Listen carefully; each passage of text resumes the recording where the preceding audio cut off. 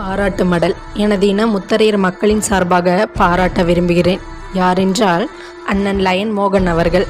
தமிழ்நாடு முத்தரையர் முன்னேற்ற சங்கத்தின் தலைவரான ஐயா ஆர்வி அவர்கள் மற்றும் முப்படை தளபதிகளின் ஆசியோடும் நமது பெரும்பாட்டன் நம் கடவுளாக வணங்கும் நம் இனத்தின் குலதெய்வம் பேரரசர் பெரும்பிடுகு முத்தரையர் மன்னருக்கு வருகின்ற மே 23 நடக்கவிருக்கும் 1349வது சதய விழாவில் மன்னரின் அருள் கிடைக்க வேண்டும். இந்த இனம் கல்வி, வேலைவாய்ப்பு, பொருளாதார முன்னேற்றம் அடைய வேண்டும் என்று வேண்டுதலோடு நமது திருச்சி ஒத்தக்கடையில் அமைந்துள்ள நமது மன்னரின் ஆலயத்தில் அண்ணன் ஆர்வி பாலமுருகன் அவர்களின் பொற்கரங்களால் மன்னருக்கு மாலை அணிந்துள்ளார்.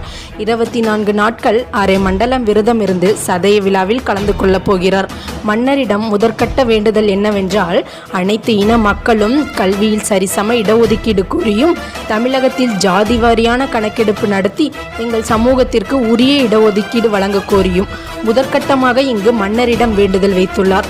பிறகு இதற்கான போராட்டங்கள் நியாயமான முறையில் நடத்தி இந்த இனத்தின் முன்னேற்றத்திற்காக நாம் அனைவரும் இணைந்து பாடுபடுவோம் என உறுதி கூறுகிறேன்.